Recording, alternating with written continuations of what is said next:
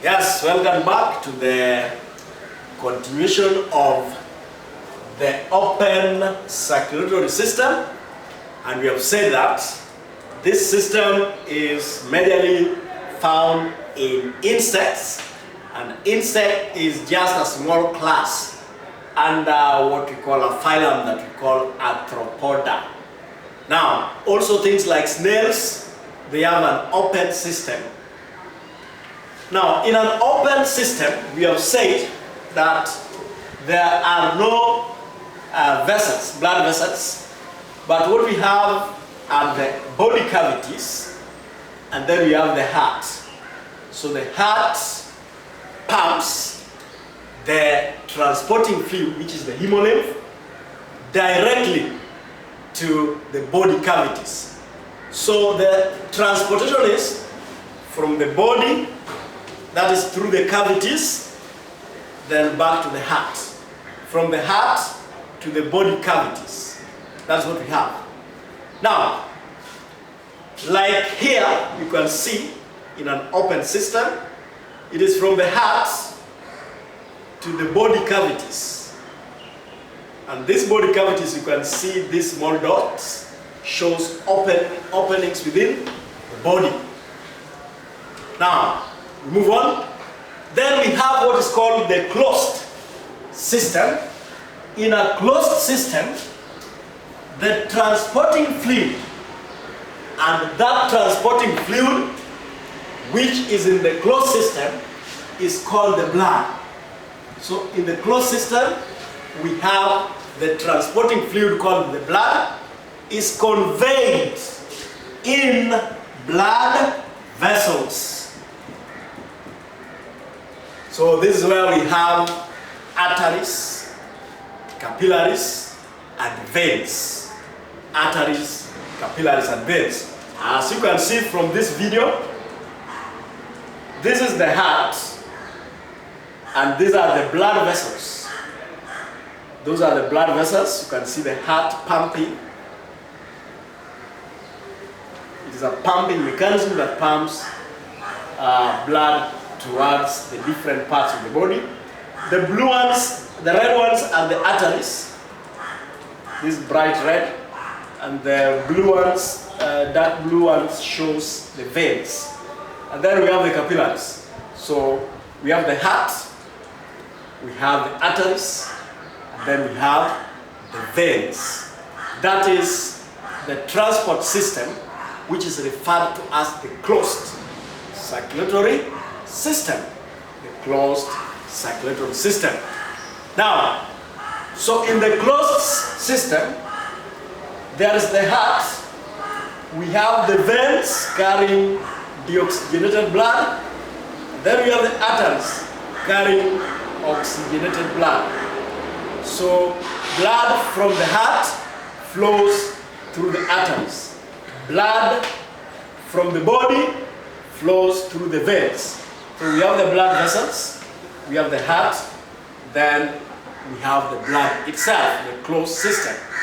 Now, the closed system is found in higher organisms, like the reptiles, like the amphibians, like the birds, and also like the fish, pisces, then birds, aves, the class aves, amphibia, and then reptilia.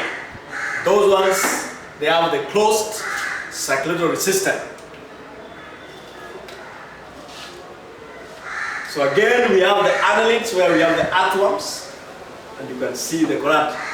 Now, this video just shows how the blood flows through the blood vessels from the heart to the body, and also the heart pumping. Okay, maybe let me repeat it again so that you can see it properly.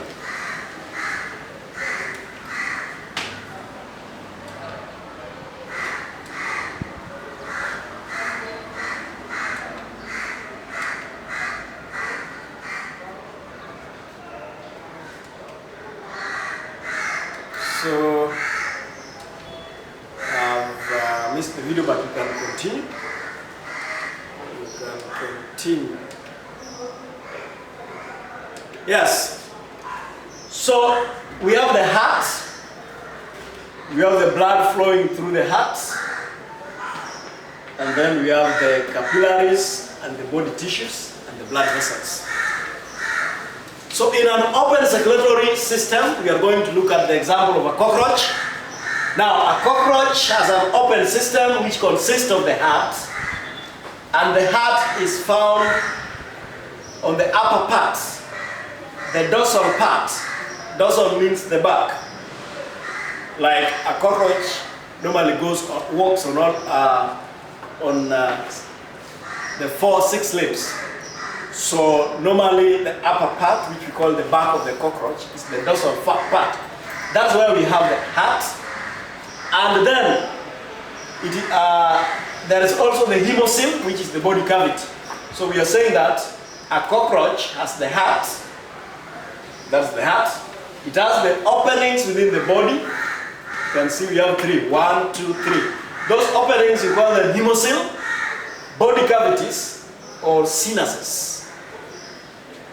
Then it also has the hemolymph, the fluid that carries substances, that carries nutrients, that carries waste product. So the hemolymph is contained in the hemocoel. That is what you should know. So we have the hemolymph, that is the fluid, and the cavities. One on the lower part, one in the middle part, where we find the digestive system here. And one is the cavity where we get the heart. Now, moving on, this upper cavity, you call it the dorsal cavity, or the dorsal hemocoel. Then we have the pericardial also layer. Then the heart of an insect. The heart of an insect is divided into 13 chambers. The heart of an insect is divided into 13 chambers. We have the first 3 chambers. 1, 2, 3. These first 3 chambers towards the head, these ones are found in the thorax region.